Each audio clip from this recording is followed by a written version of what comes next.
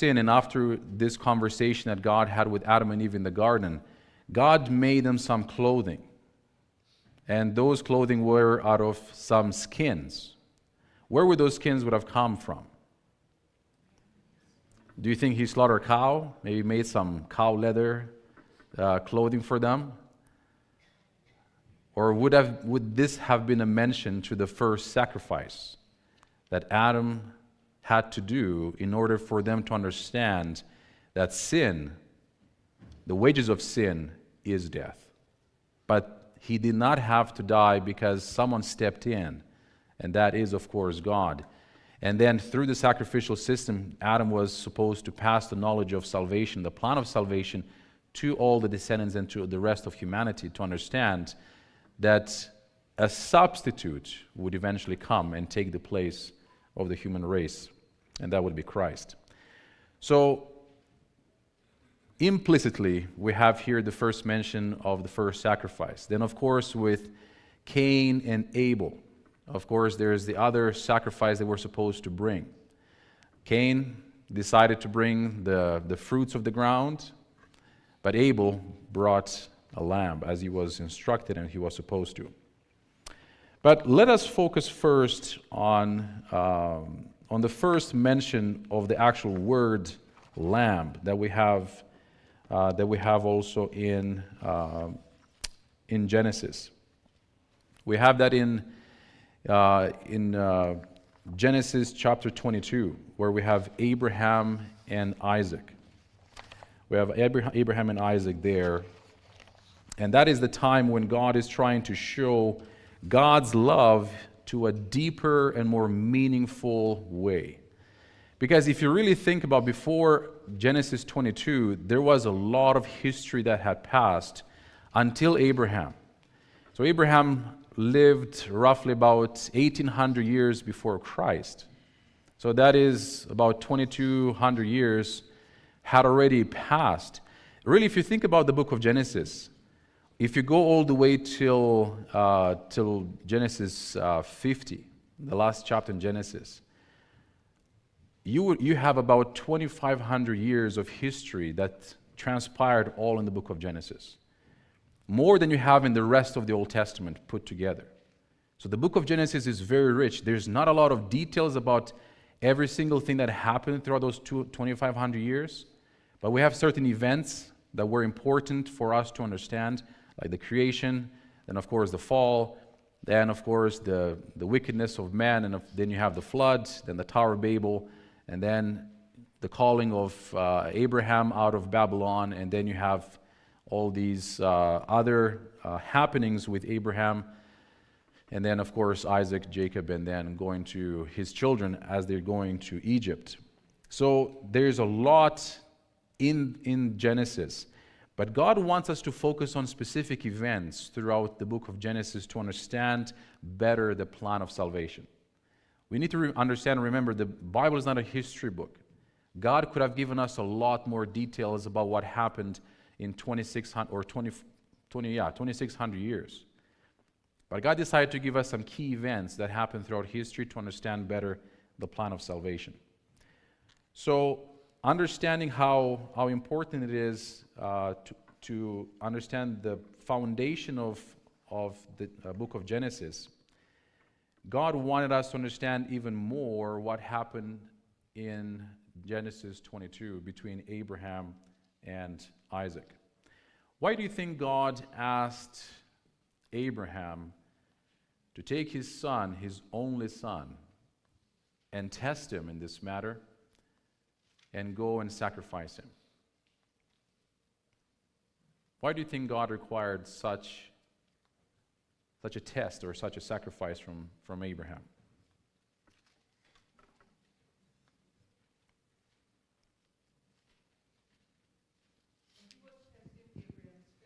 Okay, right here. I think he was testing Abraham's faith. Okay. Why do you think it was necessary for Abraham's faith to be tested? Wasn't he tested prior to this in other occasions?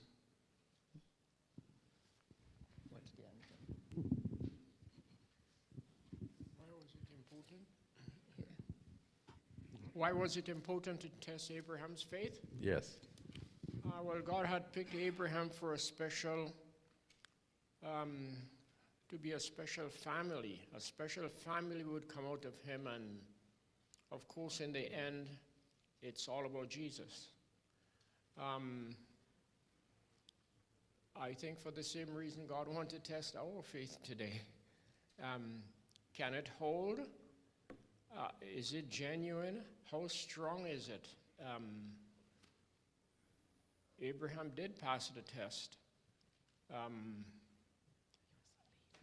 But I think we have to remember it's not just Abraham's faith. This is what God gives to him. You know, and God gives that to us too when we come to meet him, when we decide to follow him. Abraham was a special person. God picked him and tested him, and he passed the test, and now he can go on. God gave him this promise, and for him to go on, he had to go through the ringer, like we have to go through the ringer as well. And I think also not just Abraham, but Isaac, to see how obedient Isaac was to his father. Yeah, definitely. Even though the focus is more on Abraham, definitely Isaac's faithfulness, it shows that he did not resist to be tied and put on the altar. Now, when you look at your life and my life, how many times is your faith tested throughout your life?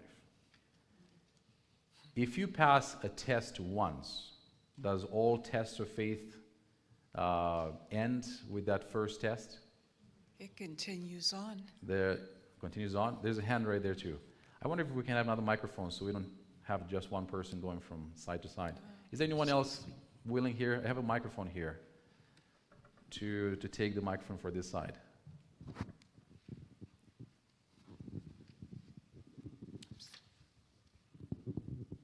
Yeah, I just wanted to go back to Abraham, that yes, he was tested, because remember when he was called out of Ur of the Chaldees, so it wasn't just, it was a test of obedience, it was a test of love, and it's also a test of sacrifice because he was called to sacrifice his son.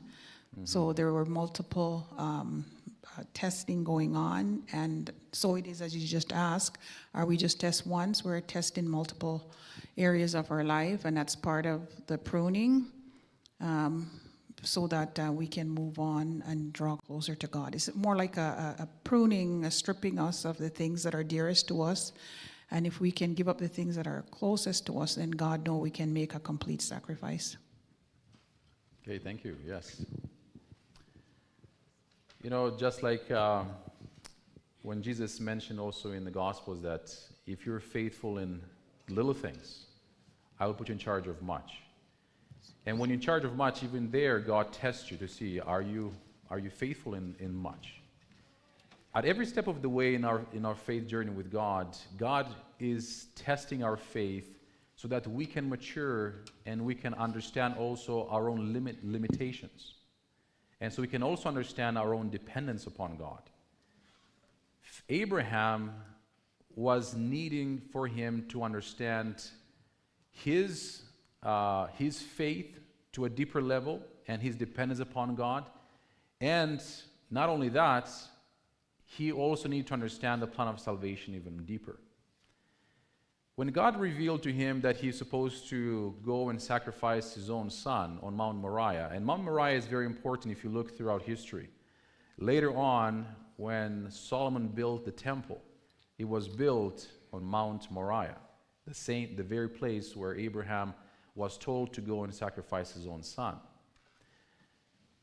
Not only that, but Abraham, in going forward and faithfully fulfilling God's commands, revealed not only to us but to the angels and to the unfallen worlds the depth of God's love and the extent of the plan of salvation. Even though it was revealed to them at first in Genesis that God was going to take humanity's place and die for their sins.